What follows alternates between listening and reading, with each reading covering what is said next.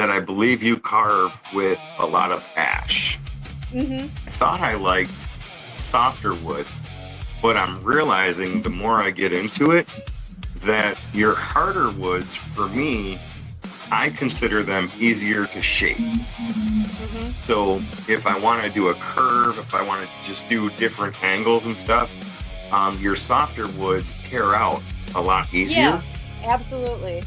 Yeah. So the harder woods, they're harder to carve, but easier to put definition and define. So yes. In the detail, it looks nicer, in my opinion, on the harder wood because it doesn't fuzz out and get so stringy. Yep. It's smoother. It's easier to finish.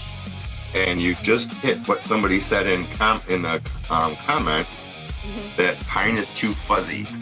Yeah, it is pretty fuzzy. Birch is the worst. Hello, everybody. Welcome back to the podcast. Today, we've got a powerhouse guest in the studio, Kirsten from Totefayes Timber and Iron. We're diving into bold craftsmanship, custom timber and iron builds, the hustle behind the business, and what it takes to turn vision into reality. If you love entrepreneurship, hard work, and seriously impressive projects, this episode is for you. Buckle up, let's jump right in, and please welcome Kirsten from Totefayes Timber and Iron. If you like metalworking, if you like chainsaw carving, if you like welding, you are going to love this guest tonight. It's Totefayes from Facebook, YouTube, and she has a website. Her name is Kirsten. I always get it wrong. Kirsten. She'll correct me. But I'm going to go ahead and bring her out because I don't want to make her wait. But please welcome her to the stage. There we go. How are you doing? He's muted. Awesome. Oh, yep. I've got you muted. That's my bad. There you go. You're good. Okay. So how are you doing? How are you? You know what? I commented on that comment that I was nervous, and I'm actually kind of nervous. I'm So, actually we're a good. little bit nervous now too, and I haven't been nervous up until this point. So Really? But that's all right. We're all three going to be nervous together. And I'm more nervous because I'm excited for you. I'm excited for chat to be able to get to know you. And as I've been watching your work over the last few months, I've got to say, I'm kind of jealous. You're making me want to aspire even further. Well, good. That's the whole point of my page. Very good. So speaking of that, would you like to talk to people about your page real quick? Just what you do and everything? I started welding about 30 years ago now. And I've always been an artist. So I've done a little bit of metalwork art. And about 7 years ago, I picked up a chainsaw. My instinct is to put them together, and I've just slowly been building. That's about all I got. It's everything's new for me as far as the social media and the chainsaw carving. I've only really been doing it for about a year and a half, maybe 2 years. A year and a half? Yep. Seriously. I Wow. did pick up a chainsaw. It was maybe about 7 years ago, and I did a little bit, but I didn't have anywhere to actually do it. We lived in town, so it wasn't something that I had the opportunity to do a lot. And now we live out in the country, and I've just been going at it hardcore. If I ever delve into chainsaw carving, just know I live in a city. My neighbors are literally probably the width of a driveway away from my house, and I'll carve. I don't care. Yeah. So Yep. Tiffany, how are you doing? I am doing great. Awesome. Do you have anything that you want to said throw that, in? though, because we just moved into a neighborhood, and Josh wasn't carving because he was afraid of the neighbors. And we finally had a few come over and say, hey, we heard you were a chainsaw carver, but we don't ever see you carving. And he's like, well, I didn't want to bother anybody. And they're like, no, we want to watch. So So your husband There you carves. go. he does, yes. Cool. Nice. Awesome. So I want to start getting into questions, and chat, if you guys want to throw some questions out later, that would be great. But Tiffany, do you want to start with the questions, or would you like me to start? Looking for creativity, craftsmanship, and inspiration all in one place? Make sure to hit that subscribe button and check out 3 amazing creators: Totefayes Timber and Iron, Delan's Handmade Woodworking, and Professor Rusty's Workshop. Whether you're into DIY, woodworking, or home improvement, there's something here for you. Don't miss out. Subscribe and follow now. Links are in the description. Start building, creating, and transforming today. I'll start. So first of all, where does Totefay, where does that name come from? That is a nickname my dad gave me when I was a toddler, because I used to carry a tote bag around everywhere with my art supplies in it. So that's where that comes from. I love Nobody really calls me Totefay, just me and my dad. Well, it's an interesting name, and my middle name is Faye. So I was like, I gotta ask my middle name's Faye too. Okay. That's cool. My middle name is not Faye. Thank Just God. letting you guys know. Just letting you guys know. Insiders only. Right.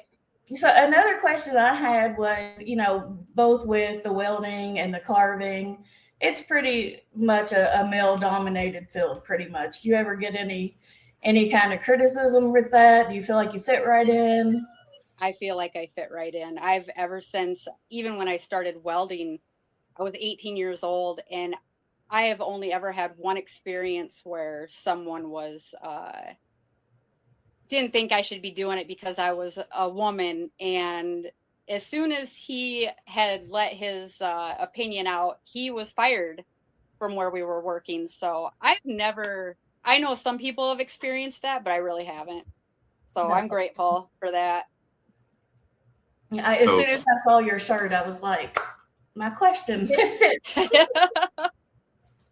So I'm actually glad you asked that question, because part of the reason I want to do these interviews and I want to bring more women into the interviews is I really feel like, I know I look and I search and I watch. I really feel like there's so many talented women out there doing things that are supposedly a male-dominated field: chainsaw carving, welding, stuff like that. And when I have a chance to bring carvers on, and people like that are women, to showcase what they do, that's really where I want to go with this, because I feel like it's a 50-50 thing. Yeah, there's men chainsaw carvers and welders. There's women chainsaw carvers and welders. And I think they are equally as good. So we lost Tiffany. I saw that. If you have a little bit of skill and you're willing to work hard, I guess me personally, I've never experienced that. What do they call it? Misogyny. Okay, so I'm going to go ahead and jump into some questions until Tiffany comes back. So I hear Baron the Boss Lady had put in that in one of the comments that I believe you carve with a lot of ash. Mm-hmm. Is that correct? Yep. So is that primarily what you like to work with, or how do you choose the species of wood that you carve with? I do love ash, but I think it's in abundance here right now because of the emerald ash borer. It's killing all of our trees. So it's everywhere. It's the easiest thing for me to get. But I think if I could pick any wood, I would probably go with pine because it is softer. It's easier to carve. I do love ash. I love the bug holes and the cracks it gets. It gives it so much character. Every single carving has its own little, you can see the lines where the bug had made its little hole, and it's whatever you want to call it. But I just love those lines in the wood. So I thought with my regular carving, and everybody's different, I thought I liked softer wood, but I'm realizing the more I get into it that your harder woods, for me, I consider them easier to shape. So if I want to do a curve, if I want to just do different angles and stuff, your softer woods tear out a lot easier. Yes, absolutely. Yeah. So the harder woods, they're harder to carve, but easier to put definition and define. So yes. Thank you for joining us today. Please make sure to support today's featured artist, Totefayes Timber and Iron, on YouTube and Facebook. Her channel is linked in the description. Please go give Kirsten a subscribe and follow her on her journey. Now sit back and enjoy the rest of the podcast. Thank you for listening. In the detail, it looks nicer, in my opinion, on the harder wood because it doesn't fuzz out and get so stringy. Yep. It's smoother. It's easier to finish. And you just hit what somebody said in the comments, that pine is too fuzzy. Yeah, it is pretty fuzzy. Birch is the worst. Birch is probably the worst wood I've ever carved. Turns into, the dust is so fine you can't keep it out of your eyes and your nose. It's horrible. Yep. So now it's funny you say that, because pine, I do understand, excuse me, that it's fuzzy, but I think if you carve drier pine, it doesn't get as fuzzy. If it's not aged, it does indeed get fuzzy. But I have some birch over here, and I love hand carving the birch. Power Dremel carving. I love that. Yes. Yeah, it's actually one of my favorite things to carve. And I'm hoping when I go up north this year, they had an ice storm last year, and I picked up a ton of wood. They had really bad flooding this year and some ice storms. I'm hoping to actually pick up some more birch because I really enjoy it. Do either of you ever work with driftwood? No, I haven't really. Josh loves driftwood. That's why I asked. Does he do for hand carving? For all of it. For even chainsaw carving? So he'll pull a big log out of the... Really? Yeah, we live if I go out my backyard and into my neighbor's backyard, it's the Ohio River. So anytime the river comes up, we're right here, he can get whatever. And he loves it. Nice. No, I've never tried it before. Where our cottage is up north in Alpena, there's a place up there called Rockport. It's an old rock quarry, and it's now turned into a state park. But it's literally probably 2.5 miles down the road from our cottage, and that leads to Lake Huron. So I'll hike 6, 7, 8 miles along Lake Huron, and you can pick up some really cool driftwood there. I do have some, and I have some behind me that I just haven't figured out what to do with yet because they're such beautiful pieces on their own. I don't really know if I want to damage them. They're actually just hang on the wall pieces. That's how nice they are. I've seen a lot of those. So now when you're going to do a piece, do you have something in mind that you want to do? Does the wood tell you what it's going to be? I usually have something in mind, and then I will go search through our wood piles until I find the right piece. And if it's too big, I tell my husband that's the one I need, and he goes out with the tractor and hauls it up to the shop. So that's how that works. There's a few things that I really want to do that I just haven't found that right piece of wood yet. So I want to do a hummingbird, but I just have not found the right piece where I could get the wings and the head coming down. So that'll be something in the future. Okay. So I haven't seen all of your videos, so I'm going to ask this question, and this isn't actually one I have written down. It's one that just popped in my head because of what Tiffany asked. So have you ever carved something, but then put the individual pieces together? Like you would carve maybe, let's just say, an angel, and then you attach the wings, or do you just do all one big carving? I've never done. If I had to do that, I think the wings would be metal.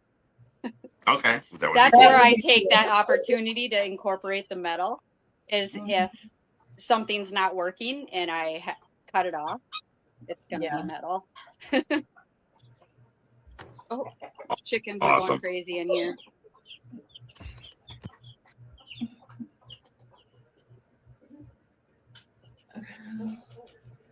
What about like chainsaw? Do you have a favorite chainsaw, like one you particularly like to use? My favorite it's the steel 151. I think that's what it is. It's a little bit, it's top handle, like an in-tree saw. And it doesn't even have a carving bar on it. It's my absolute favorite. It's got a 12-inch bar. So. Oh, wow. All right. I have one with a carving bar, and you can only use the tip of the carving bar. So I used it, but not very often. I haven't had a lot of practice with that one yet. So go ahead. Have you ever been like, and I ask this because this happens to Josh a lot. So you're like halfway through a project and you hit like a big piece of rod or something.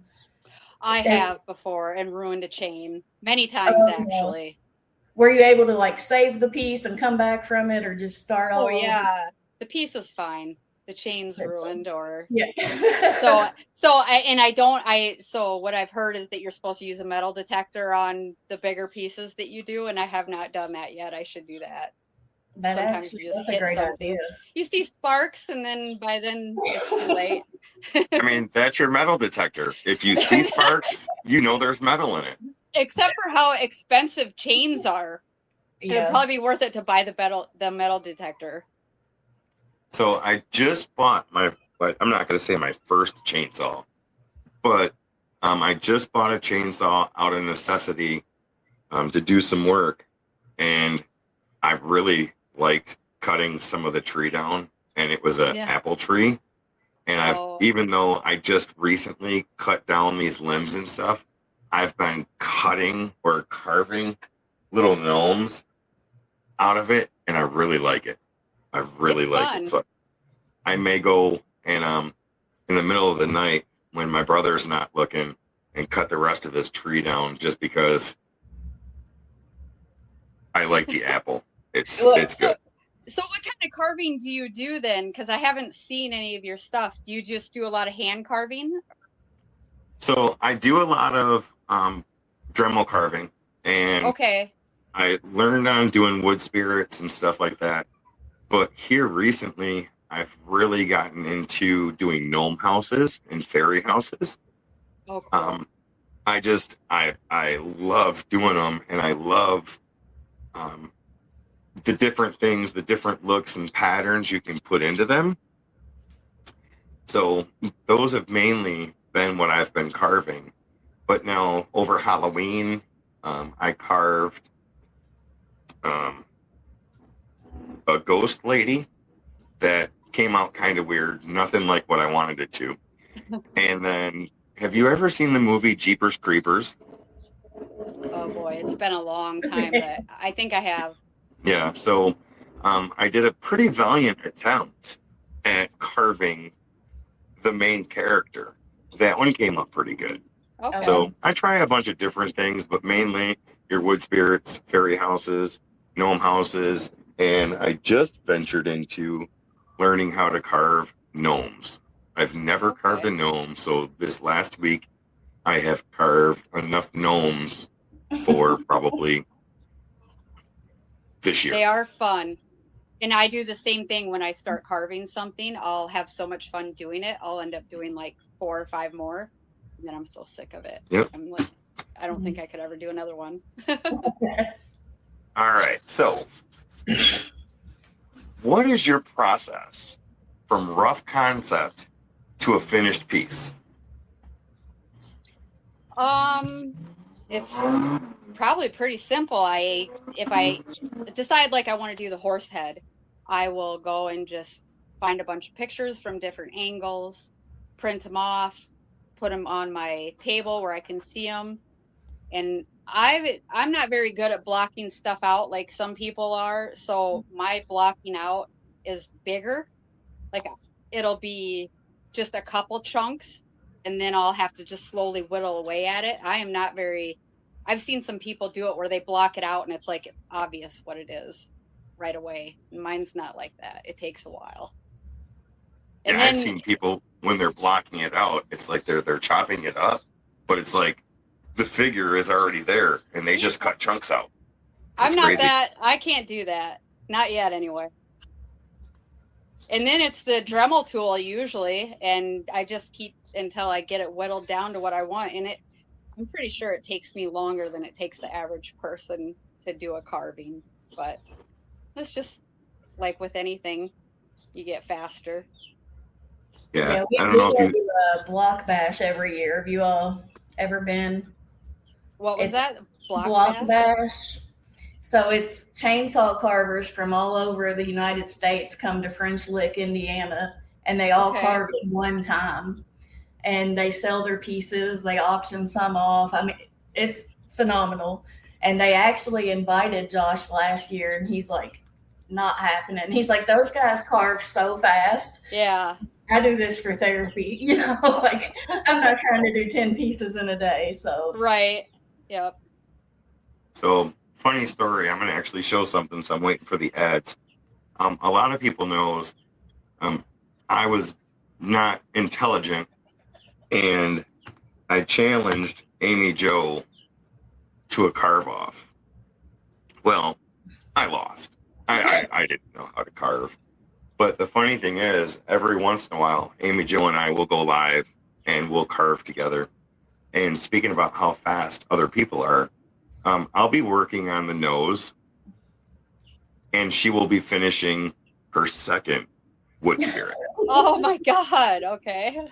So I don't think I'm that slow. I'm picky. I want it to be a certain way, and I just can't. I've got to work at it. But yeah, some people like her and Suzanne, they can just and have it done in like 3 seconds. Yeah. Not me. So I am going to try to share my screen because I want to share this warhorse video. I was hoping you'd do that. Oh, the one I did? Yes. Yes.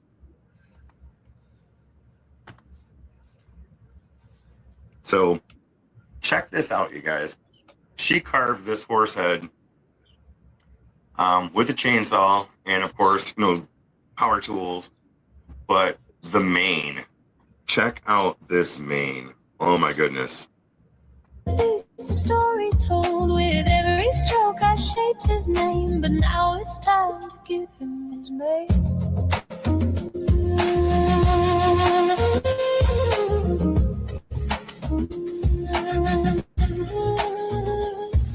Metal sparks fly as I start to melt. Twisted length of steel, a tale to be held. At first the mane, it looks thin and frail, but I pour my heart in as I begin to flail. Oh, I so carved a vision bold, a majestic piece, a story told. With every stroke I shaped his name, but now it's time to give him his mane.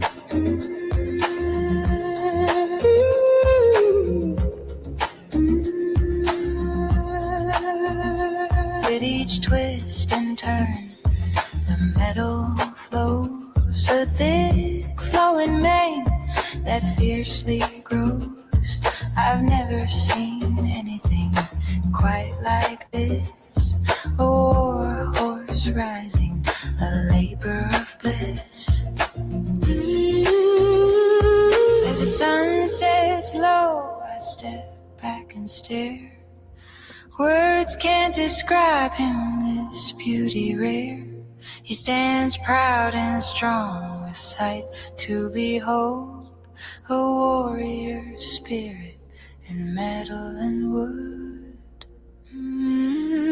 Oh, I chainsaw carved a vision bold, a majestic piece of story told. With every stroke I made him proud, but now it's time to give him a shroud. So here he stands in the fading light, a testament to dreams, a glorious sight. With a heart of steel and a spirit untamed, this war horse my creation, forever named.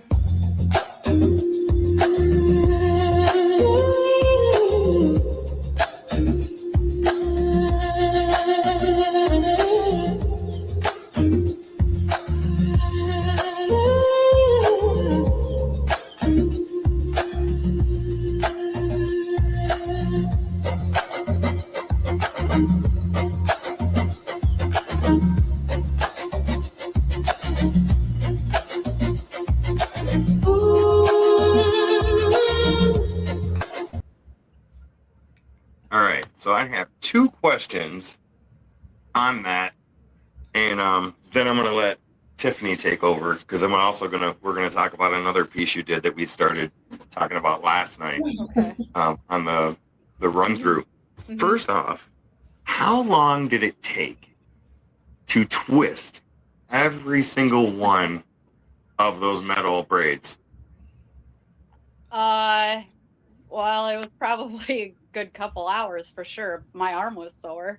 I had Nice. So for the whole thing, I think it was 36 hours, the carving and the welding. Because I, like, when I put all the videos in to edit them, I'll look at the time, and it was like 28 hours, and I didn't record everything, so I'm thinking 36 hours. Wow. I mean, for the detail that you have in that seems like it should have taken a lot longer. But my other question that I had, and then I'm going to let Tiffany talk, the eyes. What stunned me was the eyes. The shine and just the realistic look that the eyes came out with. How did you do that? Now, the one part where you kind of like zipped on the bottom of the eye to give the shadow look or to give the white pupil look, did you paint that, or was that carved? So I was gonna paint them, but then everyone always tells me don't paint. So I was like, I'm gonna try not to paint. I took just one of those little brush wheels on the Dremel, and I was just doing the shape of the eye. And by the time I was done, I'm like, this is perfect. I don't need to do anything, because the grain in the wood was going the right direction, that it even had the lines for the, you know how the iris has the little lines that go out. Mm-hmm. Yes. It was perfect. So I put a couple white dots on there, and then that's it. So Came out beautiful. Yeah. It's Sometimes yeah. it's hard for me to know when to stop. I'll overdo stuff. It seems like when I just, sometimes you just have to stop and leave it the way it is. It's at its best. You couldn't have asked for better, though. I love those eyes. So luck. And I've just been practicing my eyes, because I've been using those convex for the die grinder. What are they? Convex, can't remember what they're called offhand. But you just burn the eyes in, but then you got a perfect circle there. Yep. And then sometimes it looks like the eyes open way too far. So I've been practicing with just carving it out. I'm You're not doing great great. yet, but Yep. So Tiffany, do you want to throw some stuff out, some questions, or Yeah. you want to talk about anything particular? All right. I've got all mine up on the big screen so I didn't lose any. Okay. So have you ever had like a really dangerous or close call while you were creating something? I was using the Makita die grinder. I don't know if you guys, they're big, they're really powerful, and I was wearing gloves, and I was wearing the kind of gloves that have just the rubber pad on the hands, and it caught the glove, and by pure luck somehow I hit the off button, but it still twisted my fingers so hard that I couldn't use my hand for a month. It hurt so bad. So I do not wear gloves with that anymore. I'd rather gouge out some of my skin than rip off my fingers. Yeah, my husband took a layer of his stomach away with a grinder. So they catch something, and I mean, some of them you take stuff off so that because you don't want it to stop or hold the trigger all the time, and there's a reason why they put that safety stuff there. Yeah, safety features are there for a reason. I know. We're not gonna talk about the times that I have never dropped an angle grinder in my lap, but I have dropped my Dremel in my lap with it still going, and luckily the flex shaft broke before anything else. So we're just I don't even use oh wait, no, you're talking about like a 90-degree angle grinder? Yeah. Yeah. Yeah. All right, so one tool you could use for the rest of your career, what would it be? What could you not do it without? Ooh. Well, probably have to be the chainsaw, but I wouldn't end up with anything too great if that's all I had. I'm not. No. I've seen people carve out eyes with the chainsaw. That I'm never gonna do that. I don't know how you could hold it so steady and just get that line so perfect and smooth. Well, listen, I thought the other day, I was like, Josh, I think I've been inspired. I think I'm ready to try the chainsaw. And he's like, yeah, let's go. And we get outside, and I'm like, well, you know what? Let's start with the Dremel. It didn't go well, so hats off to you guys. Did you use the chainsaw? I did not touch the chainsaw. Okay. But I did walk outside, so there's the first step. I'll stick to engraving. That is a first step.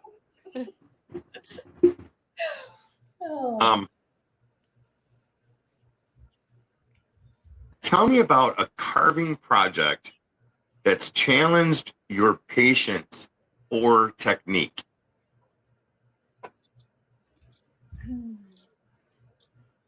Well, it probably would have been the first one that we had to, or maybe even when I first started, it took me like 2 weeks to do a really ugly gnome, and you couldn't even really tell it was a gnome. I mean, barely. It was terrible.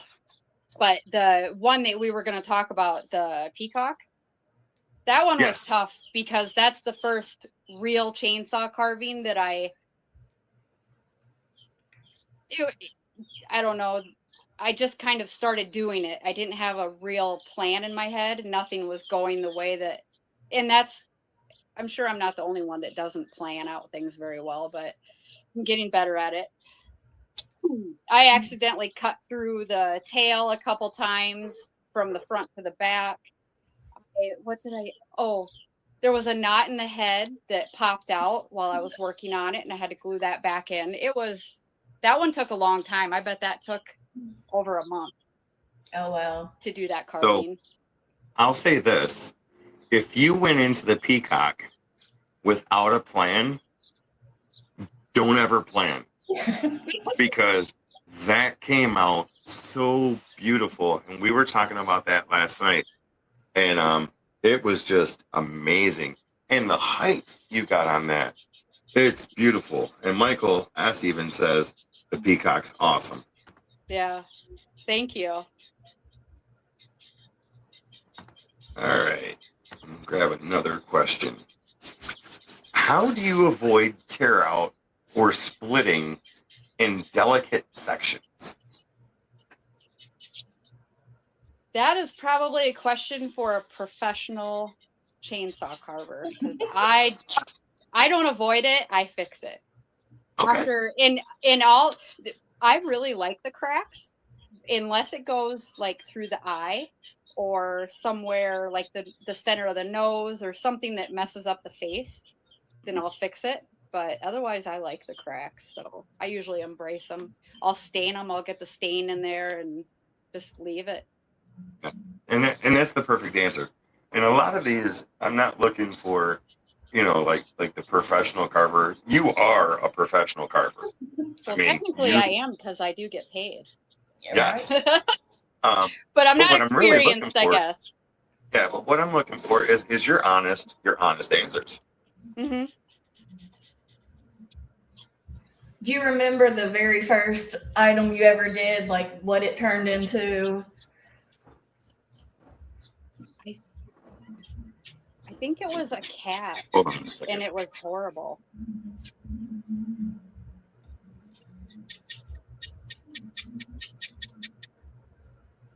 I just had the world's longest plane go over my house, and it was so loud.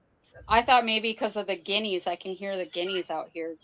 Yeah, no, I don't know if you guys could hear it, No. but it's echoing in my ear, and it's above my head. So I'm like, wait a second, this is driving me nuts. Are they landing in my yard or what? So redo that last question. I'm sorry. So just talk about the very first piece you ever made that you knew you were taking a tool and you were going to make art. I tried to make a cat, and it looked like I don't know. It did look like a cat. You could tell it was a cat, but it was very straight, and it didn't have a lot of character to it. The eyes turned out cool. I don't know. I wish I had a picture of it. It wasn't that great, but you could tell it was a cat. Okay. It also, I bet it took me like 3 weeks to do it. And I thought, how do these people do this? How do you cut out the chunks between the legs without ruining? It'd be easier to cut the legs off and then make the legs and glue them back on. That's what I was thinking at the time. Because how do you get a little chainsaw in there to dig out all that stuff? And it's just practice. Oh yeah. Josh just did a charity piece for a fundraiser, and it was a golf tee with the ball, and it had a club laying next to it. But he did it in a piece of wood with an L cut out of it, and it was all one piece. And I'm like, what are you like that tee? How are you even going to make that work? But he did it. It was great. I can't watch. It makes me nervous. Well, sometimes I'll start something and I'll get to a certain point and be like, this isn't going to work. It's going to, like with birds' legs, not all birds are sitting with their chest down on the ground. They got to have legs. And I remember one time I started carving a cardinal, and he was standing on a tree, and I had the space there, and I'm like, what am I going to do for the legs now? I cut that whole chunk out. And I ended up welding up some little metal legs for him, and they looked really cool because I formed the feet around the tree branch, and he had little claws and everything. It looked better than if I would have tried to carve them out. Oh, I bet that was cool. So you had mentioned cutting out the legs and like getting up into, I'm going to say like the crotch area and cutting it out without ruining it. So do you use different type of bars and chains depending on where and what you're cutting, or do you pretty much just stick with one? Just the one, really. Just the one? I have, the 12-inch carving bar on the, what is it? It's a 151. I just can't remember if it's an MT or a S or what. Okay. But. And what is the most difficult animal or figure you've carved with a chainsaw? So far, I haven't figured out the bear. I have one sitting back here that I started, and I just kind of stopped on it. And I want to do like a realistic bear. And so far I have not figured that out. I did do a little bear that I finished probably a couple months ago, but honestly it looks more like a red panda than a bear. It's just, I don't know what it is. Pandas are cute. It was cute. It is a cute carving, but it doesn't look like a bear to me. Looks like a red panda. And I think that's a raccoon, isn't it? Yeah, that's some kind of raccoon. So for anybody that hasn't seen any of your videos or your shorts, for you guys that don't know, Totefayes on Facebook has just short of 10,000 followers. And on YouTube, just short of 1,200 subscribers. So go to both channels and follow, subscribe, check out her work. She does, oh my goodness, amazing stuff. And the peacock, if you haven't seen the peacock, I mean, I love the horse, I love the peacock, I love a lot of the stuff that she's done. The peacock, I think, the horse is my favorite, the peacock is the second. But I have one question that's been burning on my mind to ask about the peacock. What's that? So, in a few of the videos, you made a metal skirting that went around the bottom onto the trunk. Yep. But on the last video I saw, and I believe it was the finished video, that metal skirting wasn't there.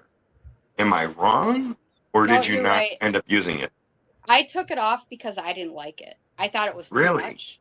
Maybe if I wouldn't have painted it, if I would have just left it the plain steel, but I painted it all the peacock colors and I just thought it was too much. So I took it off. But the guy who bought it wanted it, so he took it with and put it back on. Oh, I'm so glad, because for one, when I say she made this metal skirting, I don't mean like she was there with a hammer, almost like an anvil, and just shaping this thing, and I was impressed. It was beautiful. Fun. What's your favorite piece you've ever done? Definitely the war horse. Really? I'm so proud of that one. It's the first horse head I've done, and I thought it was going to end up way too fat, like wide, and it didn't somehow. It just kind of worked out. And when I first started I had a vision in my head of what I wanted the mane to look like. And when I first started putting it together, I had probably more than 100 of those little pieces. And it was so tedious welding those on. And I had to form each one around, the next one, because I couldn't just stick them all on there and then twist them up. Yeah. And it looked like he had mange for a long time. And then all of a sudden it was like, ooh, it's getting thick. It's starting. You could see how it flowed. It like came up and came down and came around. Yeah, that one is definitely my favorite so far. You should be proud of that one. It is awesome. Thank you. Yeah, beautiful. So, Tiffany, before I get into some welding questions, and I want to get into some metalwork and welding questions, because there are welders in the chat. There's metal workers in the chat. So I want to get into some of those questions too. And because you're so well-rounded, I don't want to just stick to the carving portion of it. But do you have any more questions before I kind of jump gears? No, go ahead. All right. And if you would like, if you have any small pieces that you want to show everybody, we can take a few minutes for you to show off some of your work. Just let me know. I could show you a few things right now, or we can wait. We can do a few more questions. Let's go ahead and do it now. Okay, here. That sounds good. Unplug my phone. Get this thing off here. Okay. Well, what I'm working on right now, I don't know if you guys can see these, because I can't. Hold on, I can't see. Oh, look at that. Can you guys? Oh, wow. I just started painting. I'm not sure if this is pointed the right direction. I just started painting these. Nice. These are taking forever, and this is why I haven't been posting anything lately. And I've got 3 of them started here. Oh, I almost knocked that one off. Hold on. But I just got like the base paint I'm going to try not to put too much paint.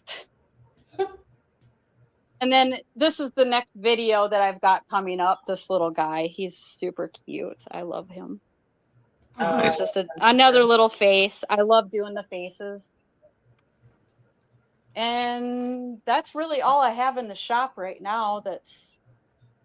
Here's that bear I was telling you about. So your little wood spirit, while you're looking around. Oh, is that your husband's head right there? No, he loves those guys. The little farmer guys. I don't know if you watching when I was doing those. Mm-hmm. When I was carving those. There's a lot of people around here who really like them, including my husband. So I'll probably have to make more of them. So I noticed with your little wood spirit guy there, or the face, you used the main part of the log, but then you had that kind of offshoot cut out. Mm-hmm. And you mentioned that like the wood tells you kind of what you want, or you have a vision.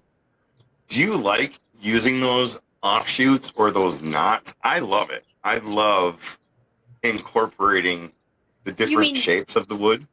To add more to the carving, or I love it. If it goes off in a weird direction, I've got so many chunks of wood out here that they've got like 4 or 5 different weird branches coming off, just waiting for whatever. Something that I'm really excited about doing sometime is a dragon. Really want to do a dragon. A dragon. Oh. But I need a piece because I want to do the mouth open. And then I want it to have horns, and I don't know what I want to do with metal and what I want to do with wood. It's just going to it'll happen when it happens, but I haven't found the right piece yet. Someday soon, I hope. But now, would you do a fire-breathing dragon? Like maybe do the fire with metal? Yes. Oh, that would be I cool. don't know. I'd have to maybe look up. I don't know, honestly, because I feel like that would be really hard to do and really heavy. Yeah, I mean, I guess I could see that. And how to get it to come out of maybe you wouldn't have to have like a giant fire. I don't know. That's a good idea. You got our wheels turning. It's something to think about. So I love getting ideas from people. When you guys see a video about a fire-breathing dragon, they'll know where it came from. Yep. There you go. I'll tag you in it. All right. Thank you. So, welding. What welding processes are you most comfortable with? MIG, TIG, or stick? MIG for sure. Okay. I've done almost no TIG welding, just very, very tiny bit. And stick welding it's not easy. I mean, it's hard. I think you get a lot of slag and it's hard to keep. I don't know. It's never been my thing.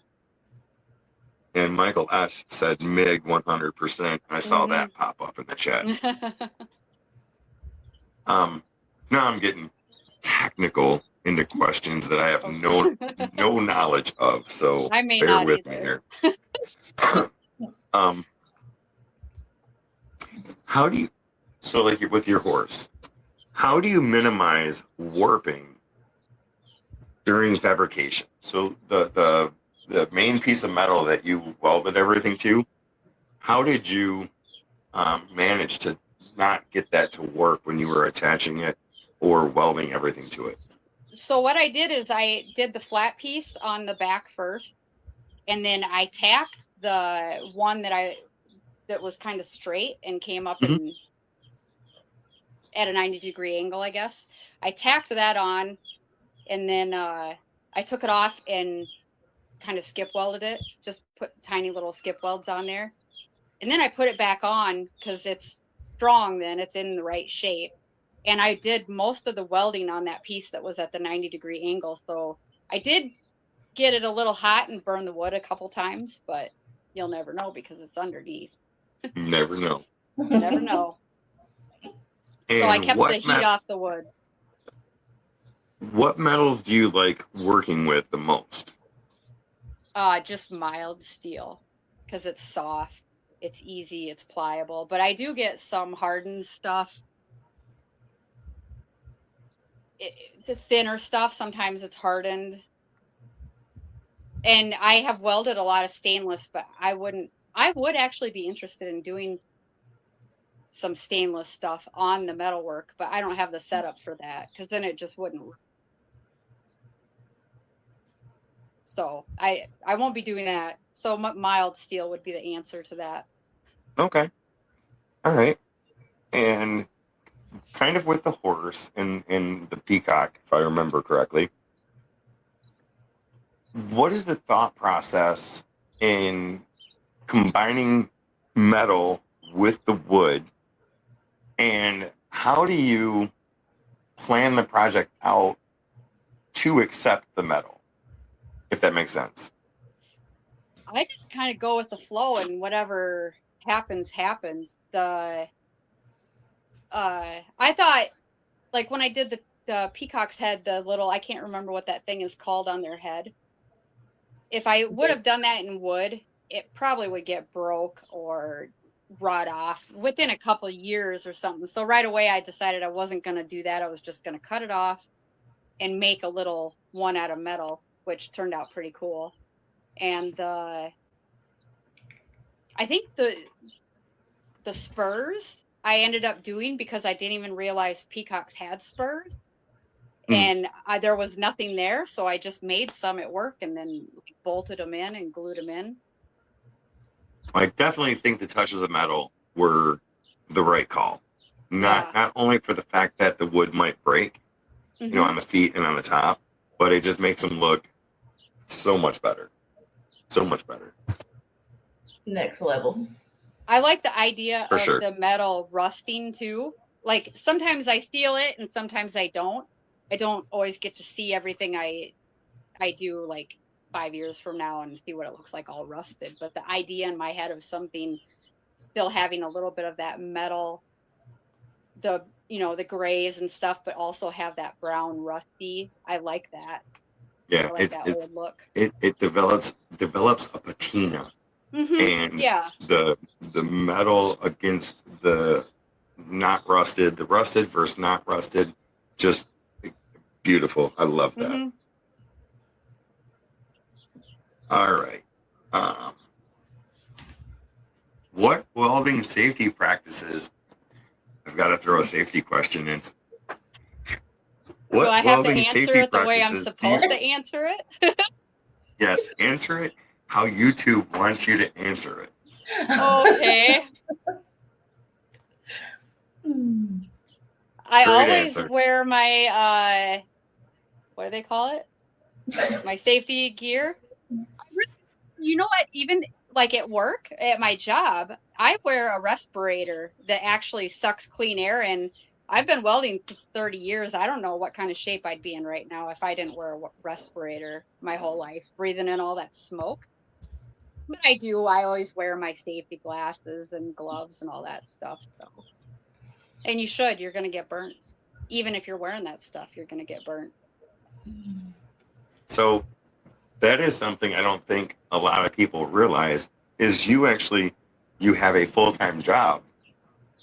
Well, it's full-time, but right now we've actually been on 3 days for quite a while. And that's the only reason why I've been able to do all the carving. Gotcha. Like 9.5 hour days, 3 days a week for almost a year now, I think. Wow. I hope it keeps going. Because I love doing the chainsaw carving. So I guess I don't need to ask if you can read fabrication drawings, or yes, I can. Yes, you can. All right, cool. Tiffany, you got anything? I do. So what about burnout? Do you ever get burnout? And if you do, how do you kind of bring yourself back from that? Well, I am burnt out on these pheasants right now. I've been working on them for, I think, 2 weeks. And the tedious stuff, like the little, when you got to do the little burn and the tiny little feathers and stuff, I don't know. That's why, I mean, I took a little bit of a break from Facebook. I just need to focus on getting these done. And then feel that excitement again to do something new. I'll be excited as soon as I'm putting the polyurethane on them. And I'm like, they're going to look awesome because I have metalwork planned for these. I'm super excited about it, but I am also burnt out on it. I'm sick of doing feathers. Yeah. Yeah, I've got probably 30 projects started, and I'll What do finish. you do? I do laser engraving and laser art. So Okay. yeah, I just have a hard time finishing. I hear you. When especially if it's monotonous, it's yeah. Yep. But seeing it all come together is really cool. But then when I know it's like 5 minutes left of the job, I'm like, I'll finish it later. Later never comes. I've found that starting the YouTube channel and the Facebook channel I have to finish stuff. Right. Yeah. And otherwise I do the same thing. I'll get something to a certain point and I'm like, I know what it's going to look like when it's done. It's good. Yeah. And then it'll just sit there and I'll go do something else. Oh, so yeah. It gives me the motivation to finish stuff. That's awesome. What I've learned, I do a lot of carving live on YouTube. Oh, you do? Yeah, because I want to keep the videos to less than 20 minutes. And it's just, for me, it's easier to just sit down, go live, and do some carvings, while I'm live, and then go through and make shorts, How after do you that. communicate with people while you're doing that? Because I can't, like, when you get focused in on what you're doing, how do you pay attention to that at the same time? It's not easy. Okay. It's not easy. Right. My laptop has been completely ruined because my laptop is like right here. Mm-hmm. All right. So when I carve over in this area, I have my phone up as my camera. Okay. And I will carve in this area. But no matter what, with a fan or what, my laptop gets just covered. Yeah. But I guess it's easier to pay attention to chat because I'm Dremel carving, not chainsaw carving. So I can actually look over, see the chat on my phone, and then respond to people that way. It's probably a little bit easier than wielding a chainsaw and not losing an arm. I mean, I've lost chunks of fingers, but it happens. Right. Yep. Cool. Let's get into. We're going to do a couple professional questions. Professional. Yeah. How has social media helped your business? Does social media kind of boost you up in your sales, or are you more of a local person that people come to? How do you get your wares out there? I really haven't been selling very much stuff unless people contact me on Facebook and ask me specifically about something and want to buy it. I've just recently started an Etsy and the website. And actually today I had my first sale on Etsy. So I'm pretty excited about that. Because Nice. I think if you don't have any sales, who's going to buy from you? Because you don't have any reviews or anything. So luckily I finally got my first one and I'm going to get that shipped out.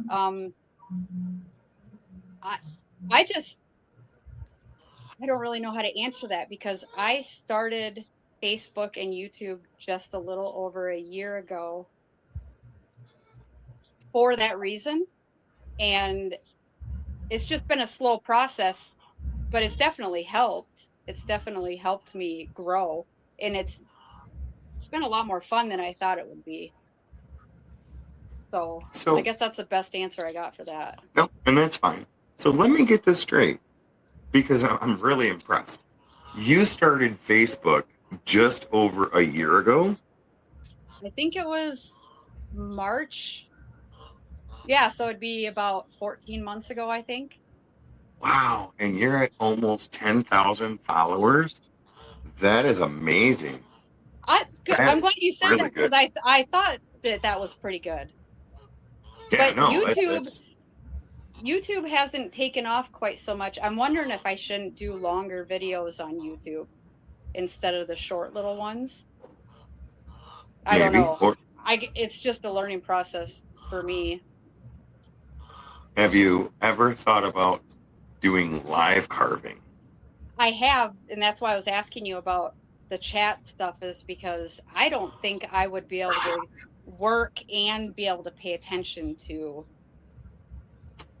so I'm not going to give any of Bear and the Boss Lady's secrets away, but Bear, from what I've seen, he does pay attention to chat, but he doesn't like fully pay attention to chat. When he's in carving, he's carving. He talks to people. So I guess what I'm getting at is I'm really good at talking to myself. Okay. And that probably helps. Yes. I'm good at walking myself through the process of what I'm carving and speaking it out loud. So it's less awkward than just sitting there completely silent and carving. And Bear is kind of the same way from what I've realized with him. He's very good. I have watched some of his stuff and he's good. He keeps everybody entertained. He's very entertaining. People, I think, would probably just hear me yelling at my dogs and my daughter. And that's what we want. We want to hear you yelling. Leave me alone. You can always respond to comments later, just. Okay. You can. And the nice thing give is, it a shot. Let's say, the dog jumps into the frame and just gets nicked by the chainsaw.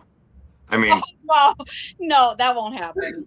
No, but sometimes videos go viral, and that may be what you need. Just a couple of stitches, and boom, you're on your way.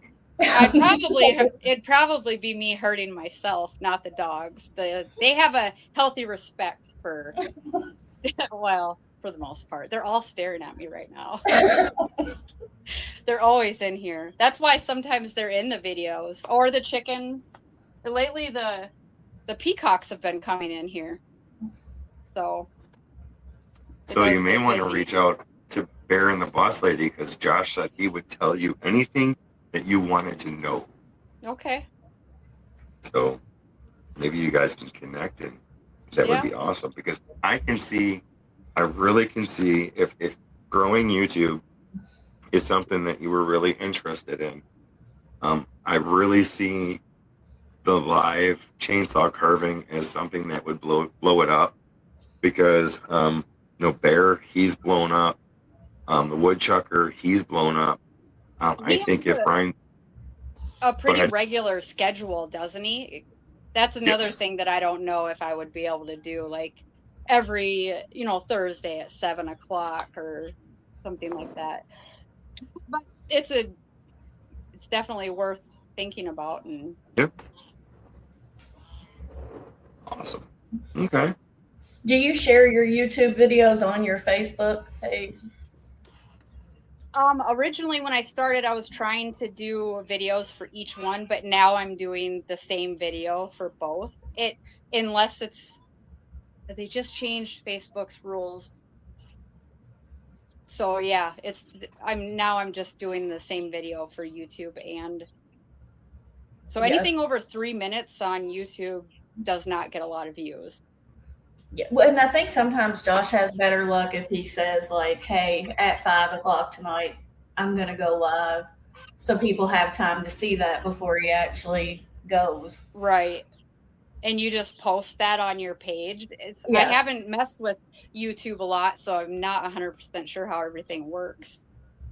Yeah, it's a lot like, and Delan can tell you more than me. I'm just learning YouTube, so. But sometimes those little warnings, I think, do help a lot. Okay. Yeah, so I don't go live through YouTube that often, only when I'm going solo, but something like this, I use StreamYard. Okay. But when you go live through YouTube, you can actually schedule a live.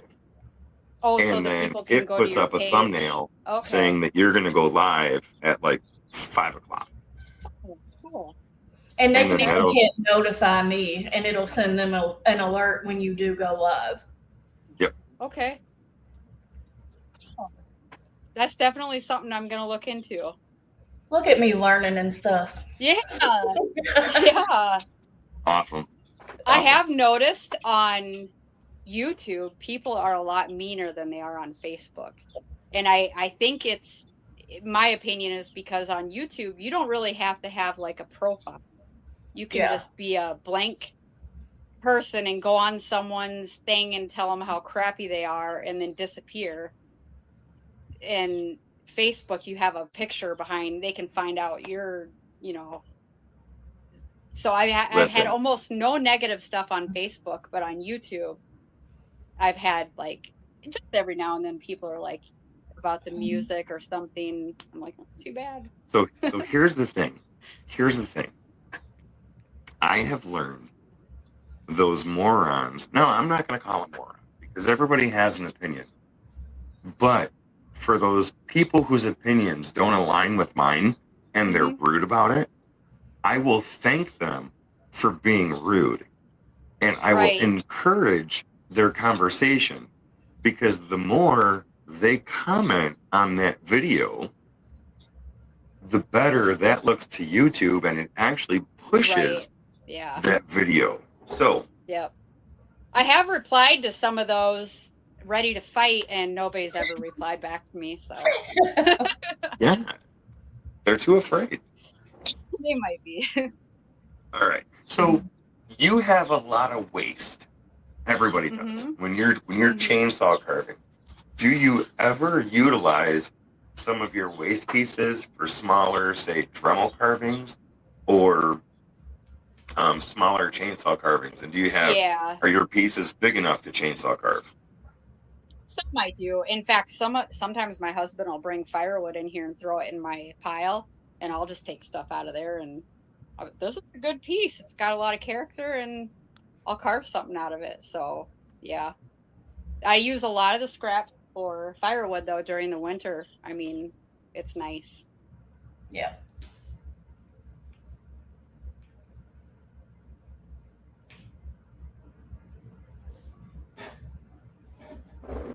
All right. You ready?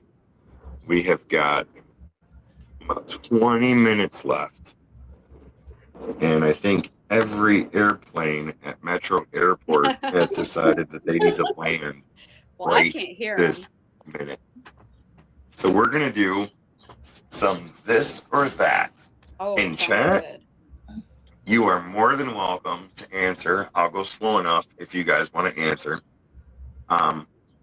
They're kind of rapid fire, but if you want to expand on something, you can. This first one we already figured out, but I'm going to ask it anyways, just as a warm up. So it goes like this: MIG or TIG? MIG. MIG. Fabrication or repair work? Fabrication.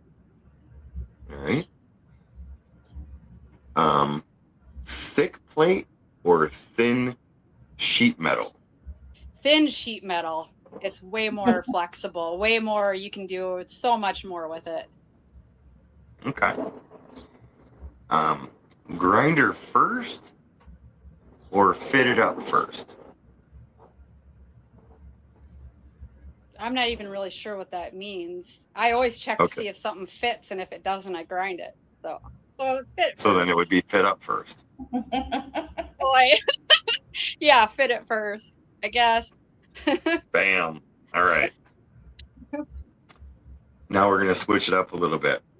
Fresh cut wood or seasoned wood? Oh, seasoned. I do like cutting the fresh stuff because it's softer and I just love it. Well, sometimes it gets sticky, but the seasoned looks nicer in the end. Okay. All right. I think. So now you've done, from what I can tell, a pretty good amount of each. So large carvings or detailed carvings? Because you've done some really big ones and you've done some smaller ones. So do you prefer the larger carvings or just smaller detailed? Larger. Definitely. They just get more wow.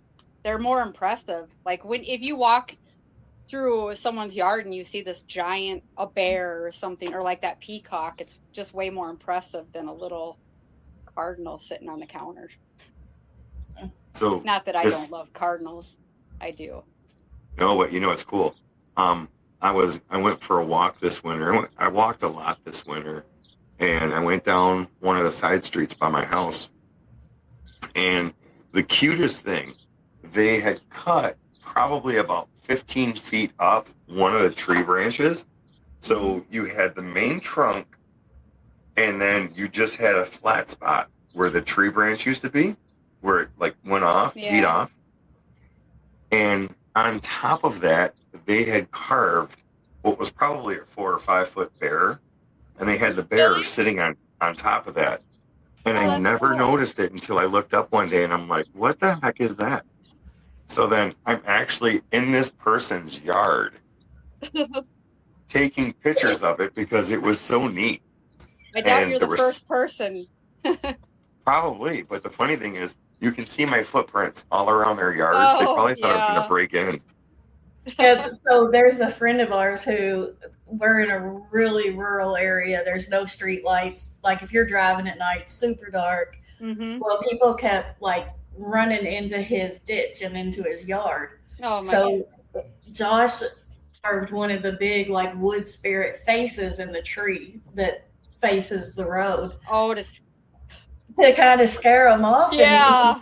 And he's like, man, he's like, how's that working out for you? And he was like, well, nobody's running into my yard. Now they just park and take pictures. And then you know what you do is you get reflectors and put them right on where the eyes are. Yeah. So when their headlights hit that, it really creeps them out. Nice.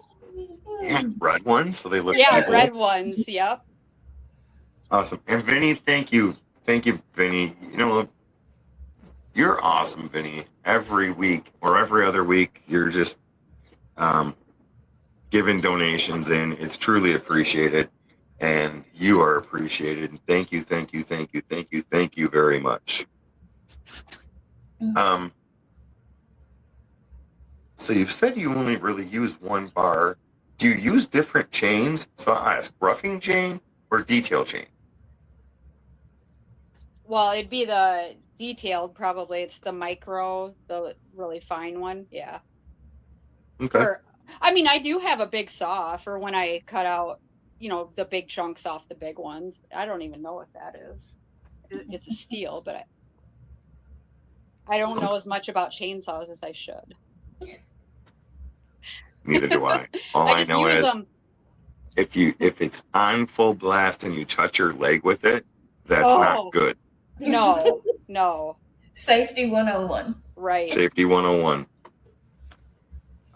Fast carving or careful carving? Careful. Yep. For me.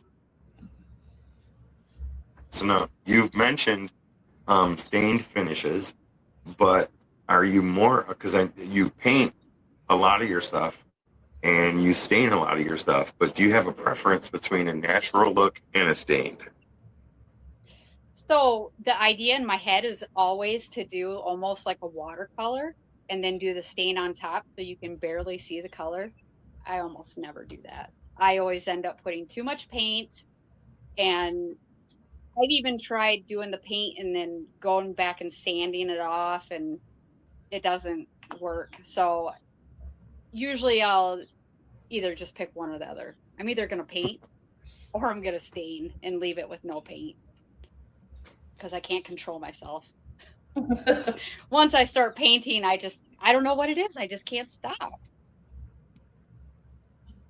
So have you practiced like an antiquing or like an aging technique to where you layer your paint, and it's really going to be carving specific, but you layer your dark colors on the bottom, and then you go lighter on your top coats, and then as you sand, the darker coats will blend in and give you more of a weathered look. Have you done any of that? No, but that's a good idea. It's very fun. Yeah. It is very fun. And you can do it two ways. Black or a darker color as your base coat. Mm-hmm. Okay. First things first, everything's black. And then you go with your lighter coats as you get up, towards what you want your top coat to look like. Mm-hmm. And then as you sand through the paint, the different colors will start popping out. And depending on how much you want to sand and how hard you sand it, you can get multiple colors all the way down to the black, or even all the way down to the wood, but yet showing the black in the different colors. I love doing that. Okay, it's I've really never fun. tried that. That's a good idea. Yeah. Yeah, really good. It's pretty fun. Yeah. Cool. So Tiffany, do you have anything? I actually was going to ask what advice you would give to another woman or a little girl who's thinking they want to pick up a heavy tool and do some art. Well, so for chainsaw carving, I used to be scared to death of chainsaws. Like I remember, like, I think I was 25 and there were some guys cutting down trees and stuff like that. And the idea of using a chainsaw was like, no. I heard of kickback and I know what can happen. I've seen pictures, so I would never use a chainsaw. And then I had a tree fall down in my yard, and actually my husband now, he came over. He wasn't at the time. He came over with 2 chainsaws and was going to help me clean up this tree. And so I had to use one, and I was so nervous at first. But it's like after the first couple cuts, I was like, what was I so scared of? I mean, you have control of what you're doing. You're not going to get kickback unless you stick the nose in just the right way, as long as you're careful. My advice would be to push yourself out of your comfort zone and try something different, because it expands your whole life. Just even trying Facebook for me, that's what I've been doing. Even doing this live right now is pushing myself out of my comfort zone. And after we're done here, I'm going to be like, oh, pretty good. I mean, I was so fast. maybe not the best, but I did it. And it's like, just push yourself a little bit. Even if it's not, just a little bit is all you need, and you will just grow. So I guess that would be my advice. Awesome. As far as the live tonight, you've done fantastic. Thank you. You've done great.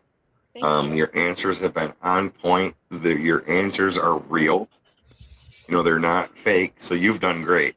Thank you. And if you decide that you're going to try to do a live on your own and do a live carving, just remember, the first one is probably going to suck.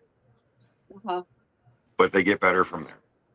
I think that advice right there is something that I've been using, is not to expect anything or just assume that things are going to go bad. And then when they go good, it's awesome. It feels good. It's way better. And then you don't have that disappointment if things really do go bad. And if you think about it, do the live for yourself. Yep. And that's kind of why I do it live, because then I can go back through and see how I did something or see what I might want to change. And then people just tend to show up, and that's cool. But if you're doing it just for documenting purposes and you interact with everybody, it's a completely different way to look at it. If you go in at it like you want to impress people, or you're hoping to get the views, or you're hoping this happens, completely different type of pressure. But if you just go live to go live, and whatever happens, Just have fun with it. Just have fun.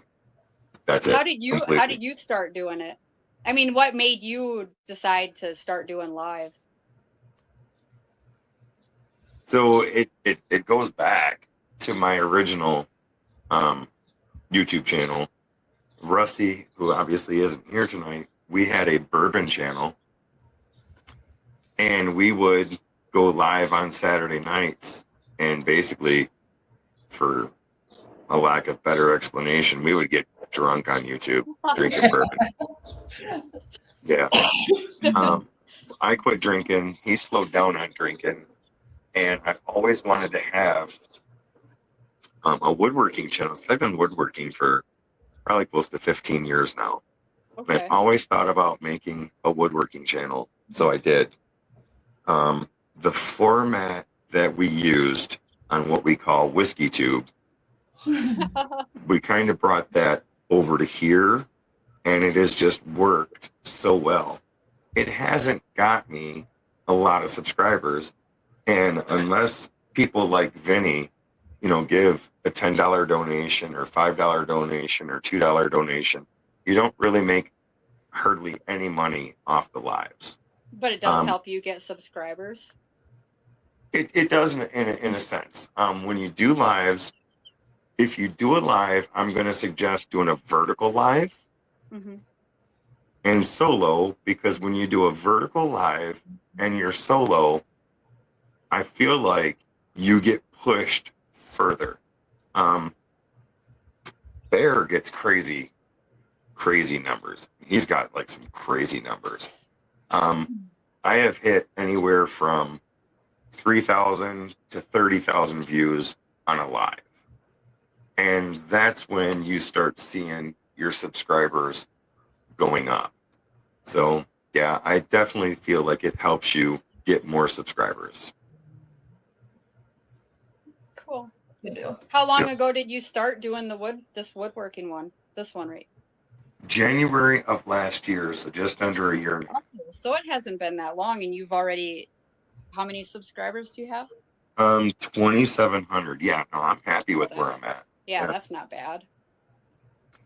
And speaking of subscribers, if you guys have not yet, click on the link, go over and subscribe to her page, because I'm 150% positive you're going to enjoy what you see. She does amazing work.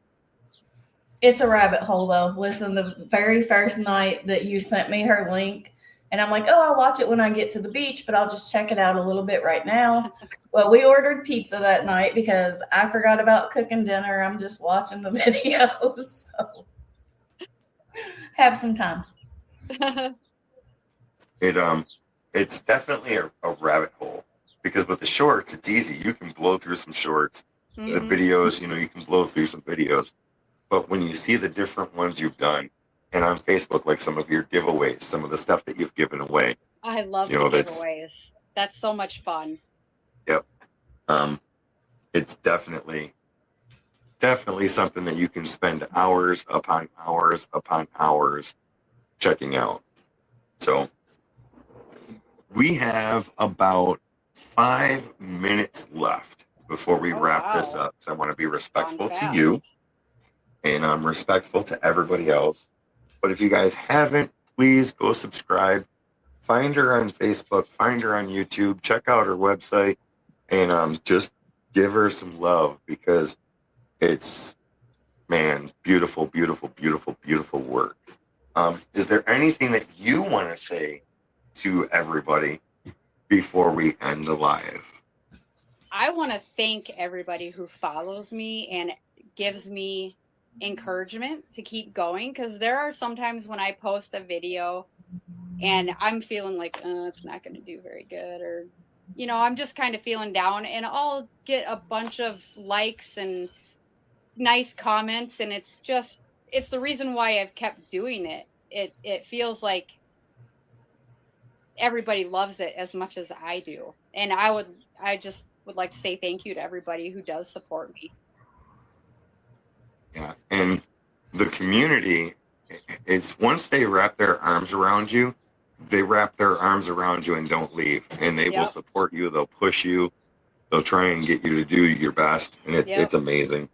I wasn't expecting that. Like when I first started social media, I wasn't going to talk on camera or do anything like that. I was just going to put some videos of the carvings, and that's it. But so many people interact and are enjoying what I'm putting on there. It's been a lot of fun. I really love it. Nice. And Tiffany, my co-host for the night. So I'm no Rusty. I'm gonna give. Well, I mean, you're much prettier than Rusty, and it looks like the Waffle House is closed. So, Yeah. But you have 2 channels.